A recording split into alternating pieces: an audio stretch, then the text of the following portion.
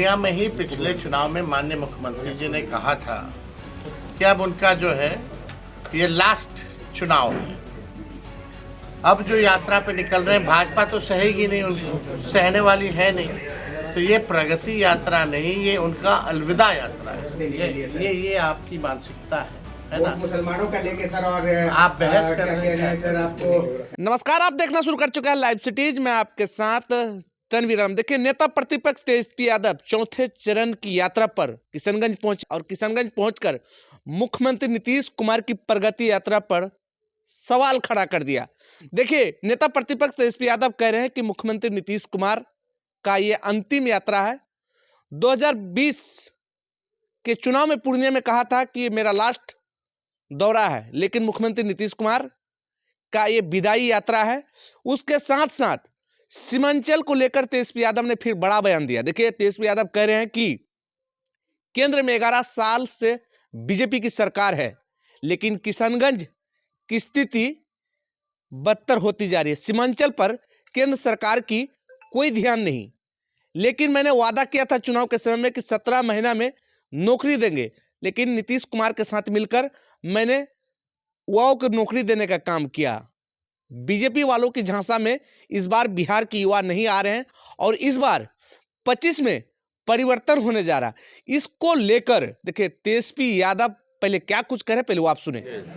और देखिए, ये चौथा चरण जो है हम लोगों का कार्यकर्ता दर्शन पर संवाद चल रहा है, और इस चौथे चरण में जो सीमांचल के जितने ज़िले हैं, कोसी के जितने ज़िले हैं, हर जगह दौरा होना हो रहा है।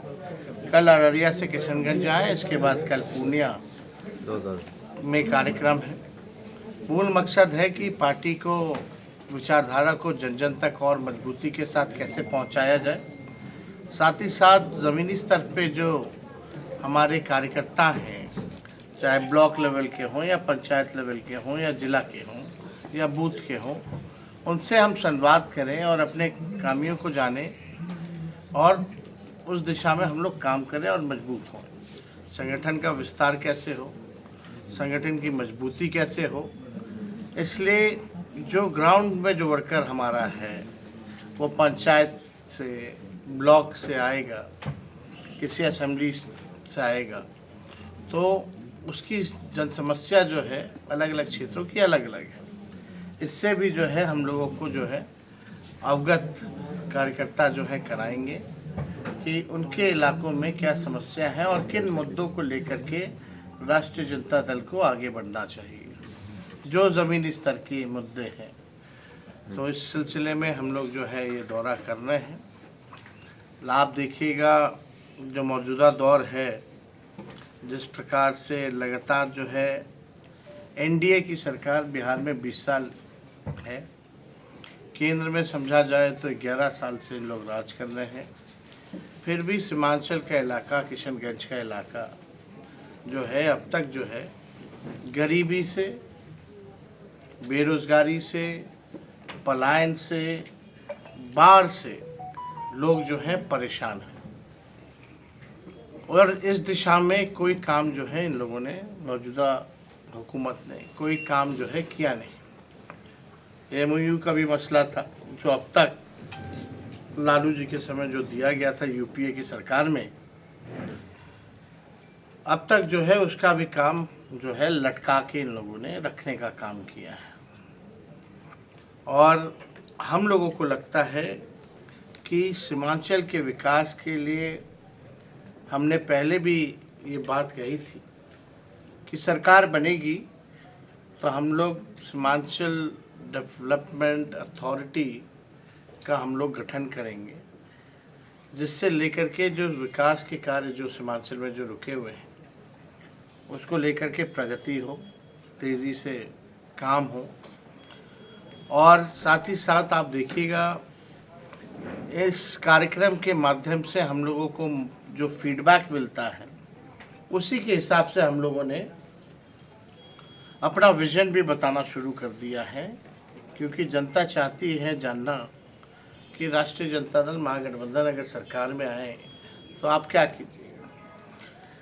महंगाई की मार सबसे ज़्यादा झेल रही महिलाओं को लेकर के महिला जो है अपने मन को मार करके अपने पसंद की चीज़ें नहीं ले सकती, खरीदारी नहीं कर सकती, बचत नहीं हो पाता है, कहीं उनको निवेश करना हो तो वो नहीं कर पाती है। इसलिए हम लोगों ने सोचा कि हम लोग इस बार योजना लाएंगे, माई बहन मान योजना, जिसके तहत अगर सरकार बनेगी तो 2500 रुपये जो है सीधे उनके खाते में हम लोग सरकार जो है डालने का काम करेंगे। दूसरी बात, स्मार्ट मीटर से जो लोग बहुत परेशान हैं, ज़मीन सर्वे से जो लोग जो हैं वो बेहद परेशान हैं। बिहार में सबसे महंगा बिजली पूरे मुल्क में मिलता है और जो स्मार्ट मीटर आया है इससे और जो है लोगों की परेशानी बिजली बिल को लेकर के बढ़ी है। इसको देखते हुए जो फीडबैक मिला तब हम लोगों ने तय किया कि अगर सरकार बनेगी तो 200 यूनिट फ्री में बिजली हम लोग जो है बिहार के लोगों को देंगे।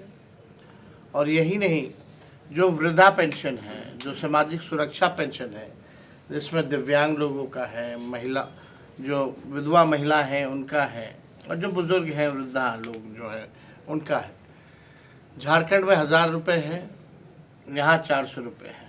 अगर हमारी सरकार बनेगी तो इसको 400 से बढ़ा करके 1500 रुपये हम लोग करने का काम करेंगे।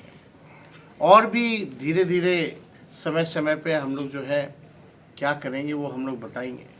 लेकिन आप लोग जान रहे हैं कि हम लोगों ने 17 महीने जब हमारी सरकार बनी, लोग माखौल उड़ाते थे 2020 में कि कहाँ से नौकरी देगा, जब हमने वादा किया था 10 लाख सरकारी नौकरी का। मुख्यमंत्री कहते थे असंभव है, लेकिन जो मुख्यमंत्री असंभव कहते थे, जब हमारी 17 महीने की महागठबंधन की सरकार बनी तो 5 लाख लोगों को हम लोगों ने सरकारी नौकरी दिया। 3.5 लाख नौकरी हम लोगों ने प्रक्रियाधीन कराए। आज हम देखिएगा कि आईटी पॉलिसी से, टूरिज़्म पॉलिसी से लेकर के हम लोगों ने स्पोर्ट्स पॉलिसी बनाई। जो खेला, जो देश के लिए, बिहार के लिए मेडल लाया खेल में, उसको भी हम लोगों ने डीएसपी तक अधिकारी बनाने का काम किया।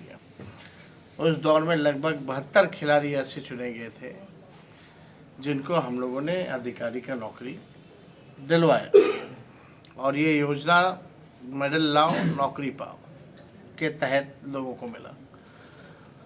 आप लोग जाति आधारित गणना हुई, आरक्षण की सीमा बढ़ाई गई, जितनी आंगनबाड़ी, तालीमी मरकज़, विकास में तो टोला सेवक, सबके मानदेय को जो हमारी सरकार ने बढ़ाने का काम किया। तो काम हम लोगों ने किया।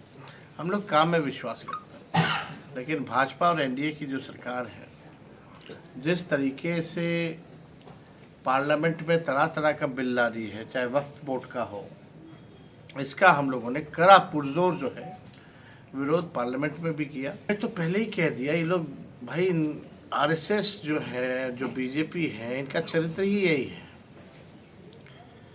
इन लोगों के जहन में कितनी घृणा है। जो महापुरुष हैं, अंबेडकर हों, गांधी हों, नेहरू हों, कर्पूरी हों, इनके पास तो कोई इनका महापुरुष तो है नहीं। देश की आज़ादी में भाजपा आरएसएस का कोई योगदान तो रहा नहीं, जनसंघ का कोई योगदान तो रहा नहीं। तो केवल जितने महापुरुष हैं हमारे, उनको ये लोग इमेज को टेंट करना चाहते हैं और कोई बर्दाश्त नहीं कर सकता। आज के दिन ये कहते हैं कि स्वर्ग बाबा साहब अम्बेडकर ने तो इसी जन्म में जो है 100 करोड़ से ऊपर लोगों को स्वर्ग देने का काम किया, स्वर देने का काम किया, अधिकार दिया, मान सम्मान दिया, गैर बराबरी के खिलाफ जो है घृणा को मिटाने का काम किया। आज हम सब लोग हैं अगर, तो बाबा साहब अम्बेडकर की वजह से। अगर अम्बेडकर जी नहीं होते तो आज हम सब लोग नहीं होते इस जगह पे बैठे हुए। तो जिस प्रकार से उनकी घृणा मानसिकता, बॉडी लैंग्वेज आप देखे होंगे, आगे क्या बोले पीछे क्या बोले छोड़ो, वो 17 सेकेंड में ही स्पष्ट हो गया कि उनकी मानसिकता बाबा साहब अम्बेडकर के प्रति क्या है। और हमने कई बार भी कहा है, बाबा साहब अम्बेडकर हमारे फैशन भी हैं, पैशन भी हैं, हमारे इंस्पिरेशन भी है और मोटिवेशन भी है। तो इन लोगों के कुछ भी कहे, सब देश की जनता, बिहार की जनता देख रही है, इनको करारा जवाब देगी। सर, बांग्लादेश में अल्पसंख्यकों पर अत्याचार हो रहा है। तो वो भाई कहीं भी अत्याचार अगर होगा तो उसके निंदा तो हम लोगों को करनी चाहिए। अब तो अभी तो सर्वे हुआ, हमारी सरकार नहीं कराया है, महागठबंधन की सरकार ने ही जो है वो कराया है। और हम लोग चाहते हैं सबको साथ लेकर के चलना। हम जब कहते हैं A to Z की पार्टी हो तो A to Z की पार्टी होनी चाहिए, और उसमें जिसकी जितनी संख्या, जिसको जितना सम्मान मिलना चाहिए, ये हमारी कोशिश है कि सबको जगह मिले। सीमांचल के लोगों ने हमेशा आरजेडी का साथ दिया है सर, लेकिन सीमांचल से एक भी लोगों को आपने एमएलसी नहीं बनाया सर, एक भी मुसलमानों को। सीधा सवाल देखिए, तो क्या ये मुसलमान से वोट देने के लिए सर, ये आपकी मानसिकता है वोट ना? मुसलमानों का लेके सर, और आप बहस कर रहे हैं सर, आपको एडवोकेट राम जेठमलानी सीमांचल विकास काउंसिल आप ना कहीं आके डिबेट कर लीजिएगा। नहीं सर, आप किशनगंज आए तो 2020 में आपने वादा किया था सीमांचल काउंसिलिंग, आपको सुनता हूँ, सीमांचल डेवलपमेंट काउंसिल, हाँ, सीमांचल डेवलपमेंट काउंसिल का जो वादा किए थे 17 महीने का सरकार भी दी। हाँ, इस बात पे हमारी मुख्यमंत्री से चर्चा हुई थी। मुख्यमंत्री जी ने जो है बोला कि ऐसे जगह तो हर जगह मांग करने लगेंगे लोग, लेकिन हमने बोला नहीं, जहाँ गरीबी है, वहाँ जहाँ ज़रूरत है, वहाँ इस बात की होनी चाहिए। तो अब जब सरकार बनेगी तो हम लोग करेंगे। और आप भी जानते हैं, कई एजेंडे जो है हमारे, हम लोगों ने तो अपने क्षमता का 5% भी नहीं किया है।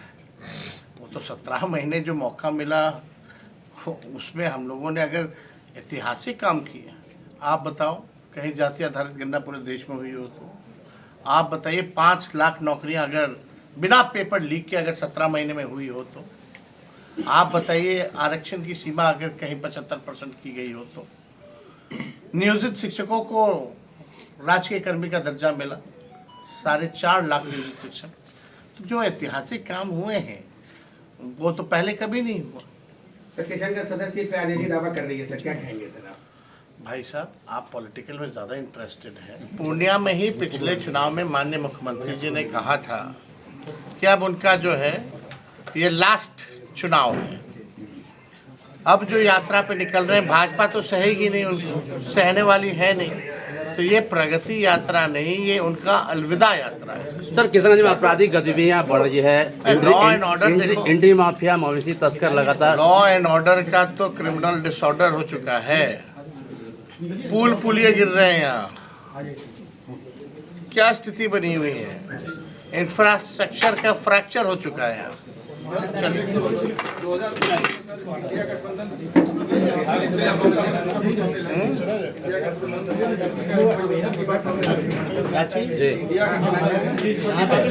अरे खामोश हो जाइए ना भाई, अभी कोई ऑफिशियल तो प्रस्ताव नहीं आया है।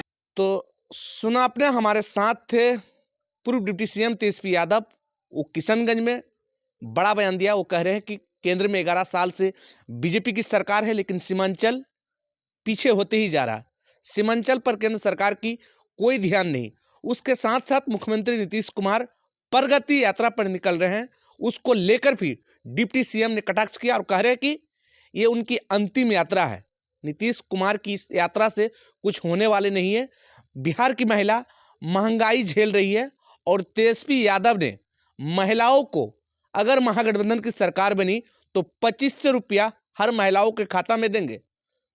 लाइव चैट के लिए पूर्णिया से तनवीर राम की रिपोर्ट।